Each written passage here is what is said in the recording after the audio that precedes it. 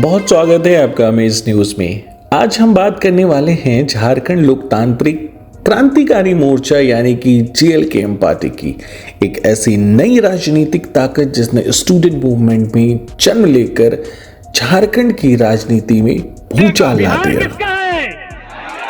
बंगाल किसका है, गुजरात किसका है, महाराष्ट्र किसका है, तो झारखंड सबके बाप के लगेगी, झारखंड सबके बाप के लगेगी।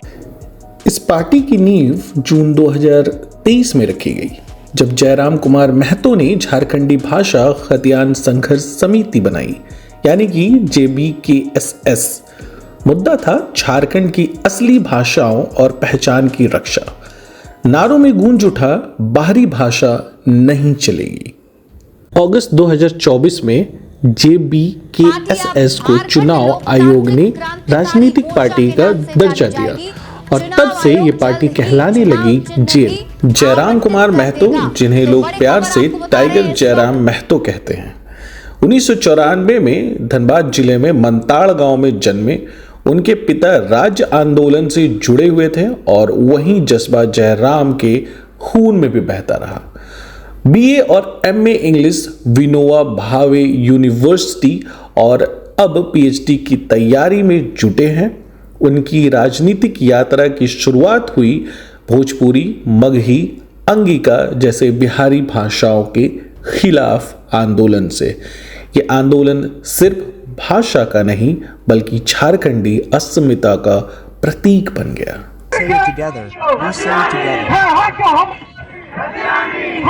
How will we get it? We will. Fight you. Shoot. You call the police. You hit me. Sticks. We have our rights. All of us say it together.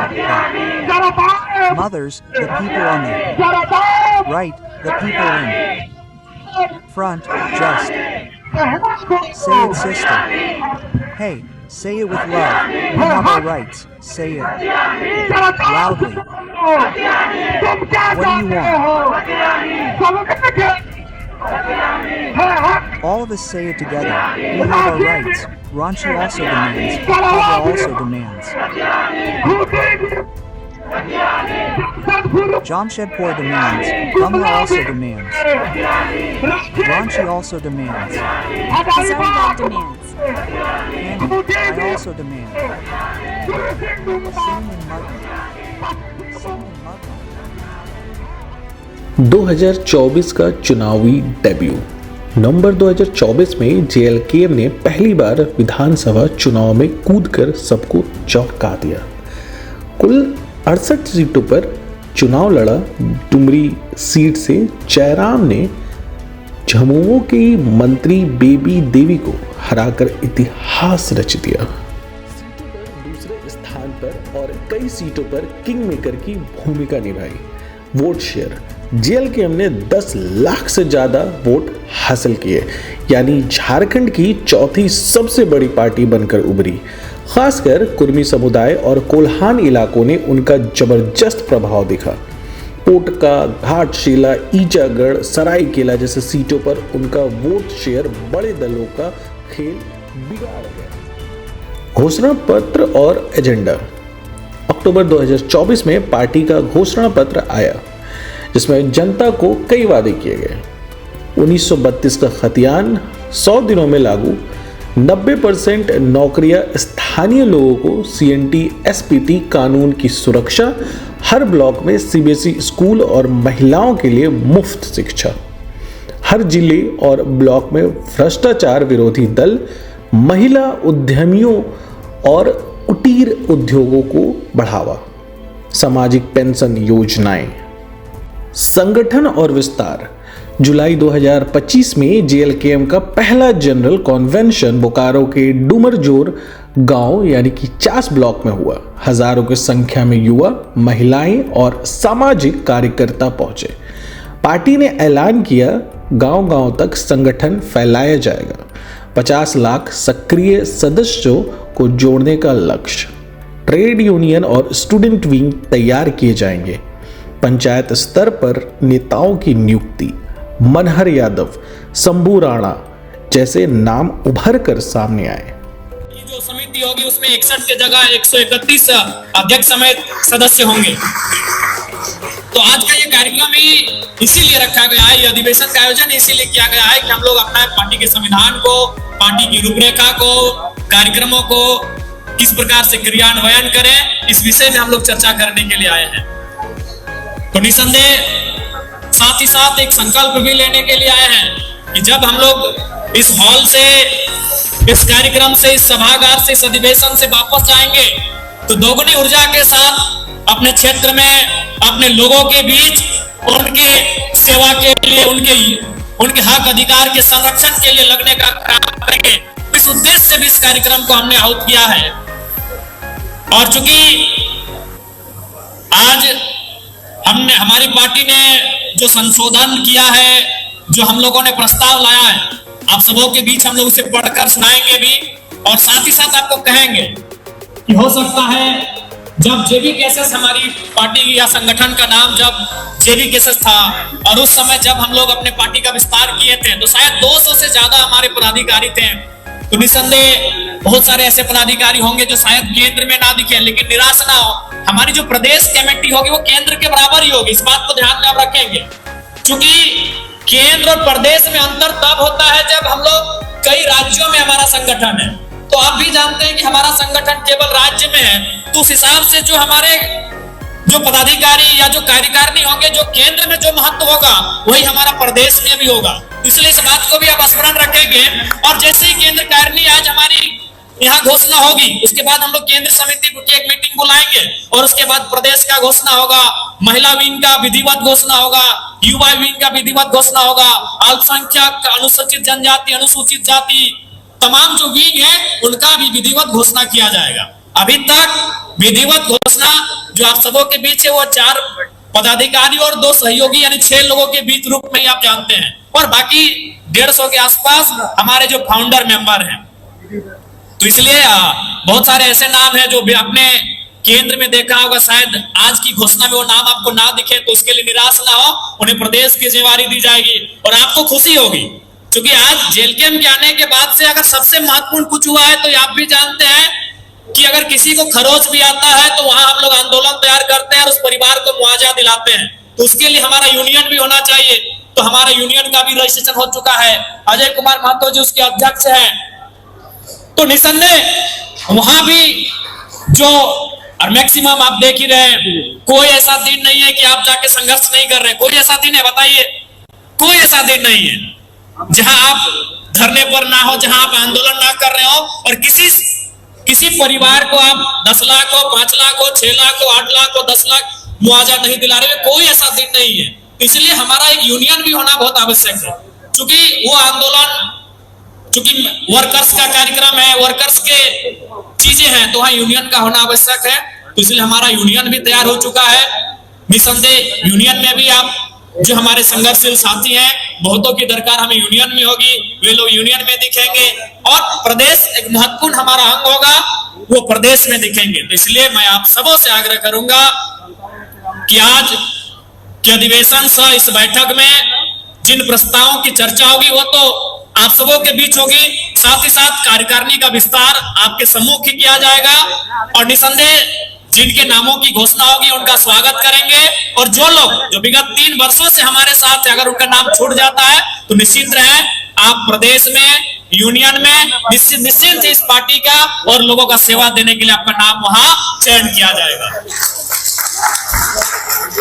तो चूंकि ज्यादा समय नहीं लेंगे, आज का हमारा कार्यक्रम, आज का यह अधिवेशन जो हमारा वार्षिक अधिवेशन है, इसका मूल उद्देश्य यही था कि पार्टी के जो संविधान है उसमें कुछ संशोधन किया जाए, कुछ पदों का सृजन किया जाए और पदों में कुछ वृद्धि किया जाए तथा कुछ नए निर्णय, कुछ नए संकल्प लिए जाए जो आगामी, क्योंकि अब हमारा जो विशेष अधिवेशन होगा जिसे हम लोग महाधिवेशन कहते हैं, वो किसी भी पार्टी का 3 साल में होता है। तो हमारी पार्टी के रजिस्ट्रेशन हुए आज 1 साल हो चुके हैं, यानी 2027 में हमारा होगा। तब तक हमारी पार्टी की रूपरेखा क्या होगी, हम किन किन मुद्दों के साथ जनता के बीच रहेंगे, हमारा क्रियाकलाप क्या होगा, हमारे कार्यक्रम क्या होंगे, जनता के बीच हमारी भागीदारी क्या होगी, उन विषयों पर भी हम लोग आज चर्चा करने के लिए आए हैं।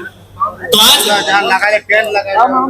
सर्व ये आप सबों की हम लोग रजामंदी और सहमति चाहते हैं कि क्या जो प्रस्ताव आए हैं उनको हम पढ़ के सुनाएंगे, उसके बाद आप सहमत आशा करते हैं कि आप लोग उसे सर्वसम्मति से उन प्रस्तावों को स्वीकृत करेंगे और जो भी आज यहाँ निर्णय लिए जाएंगे वो पार्टी के मूल्य उद्देश्यों के अनुरूप ही वो निर्णय लिए जाएंगे।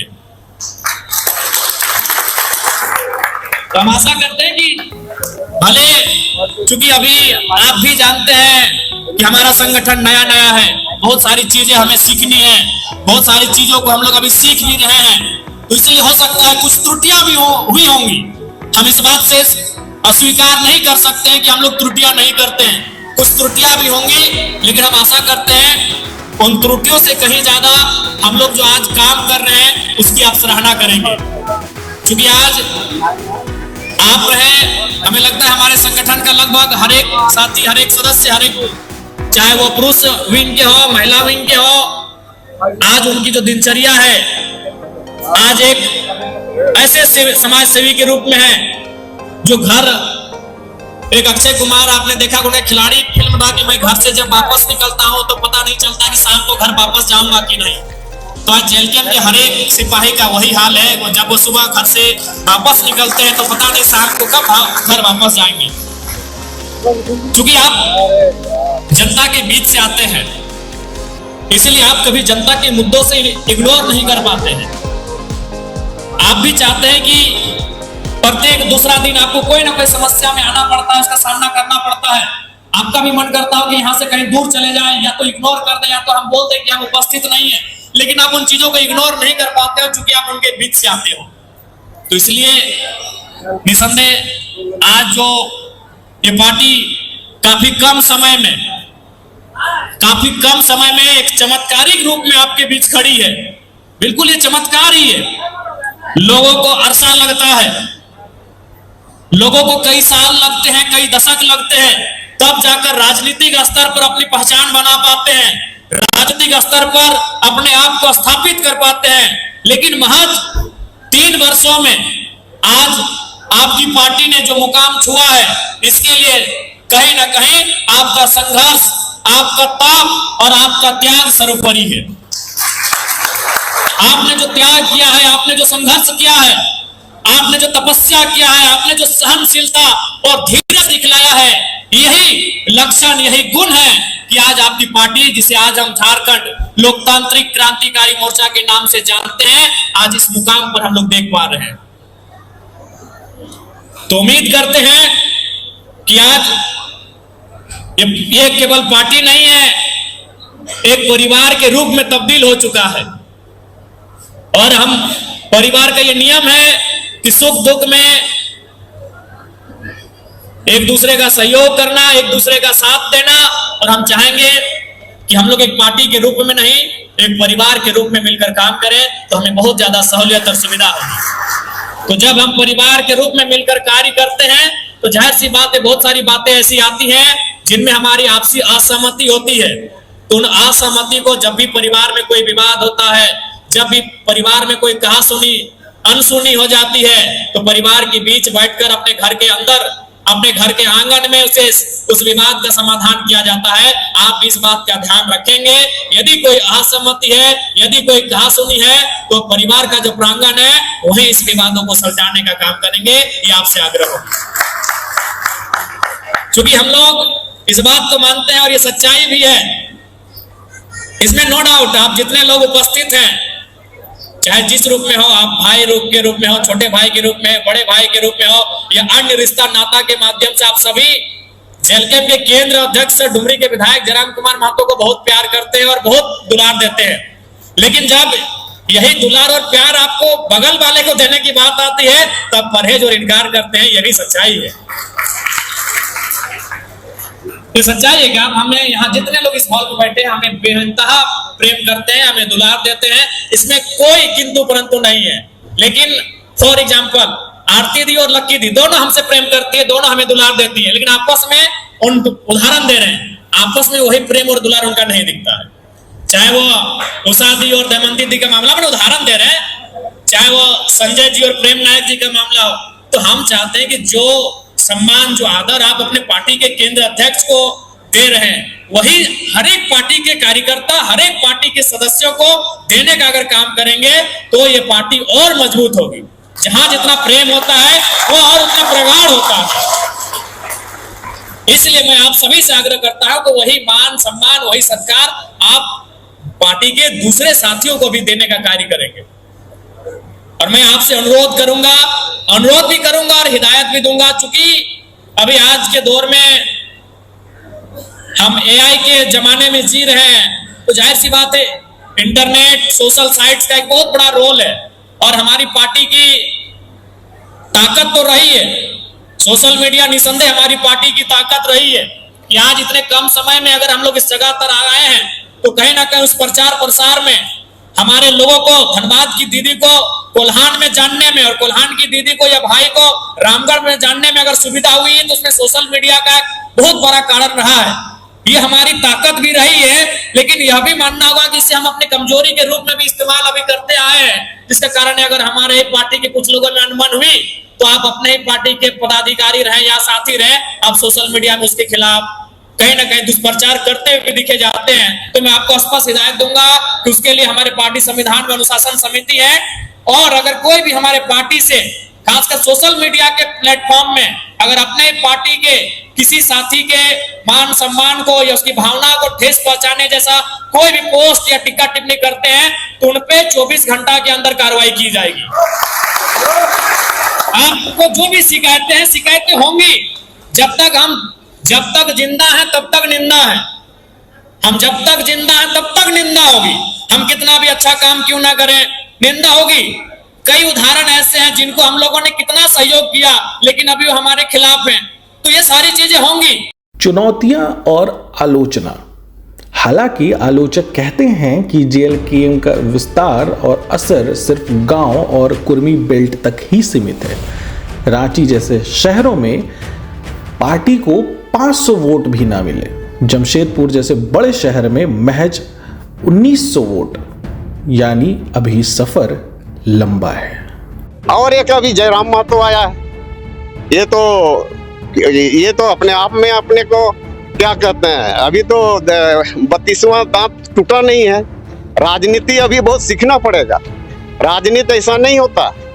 तो ये राजनीति का जो समीकरण है, आज यदि तुम महतो माझी एक नहीं रहोगे, उसको तोड़ के अलग अलग पार्टी बनाओगे, अरे सब मिलो झारखंड मुक्ति मोर्चा में मिल के वो जो विनोद बिहारी महतो, शिबू सोरेन ने जिसको स्थापित किया था, उसको ताकत देने की बात। नहीं तो आप हमारी आलोचना कर सकते हैं, आप हमारा तिरस्कार कर सकते हैं, आप हमसे नफरत, हमारे लिए ईर्ष्या रख सकते हैं, लेकिन सच्चाई स्वीकार कीजिए, 24 सालों के झारखंड में पहली बार कोई लड़का आया है जो अपने दम पे, अपनी प्रतिभा की बदौलत राज्य का चेहरा बना है। जेएलकेएम ने साबित कर दिया है कि छोटे आंदोलन से भी बड़ी राजनीति जन्म ले सकती है। एक साल में छात्र आंदोलन से पार्टी 10 लाख वोट, 1 एमएलए और 50 लाख सदस्यता अभियान, ये सब इसे झारखंड की राजनीति का नया खिलाड़ी बना देता है। आने वाले समय में पार्टी की असली परीक्षा होगी नगर पालिका चुनाव, गठबंधन की राजनीति और झारखंडी पहचान को मुक्त धारा की राजनीति में लाना।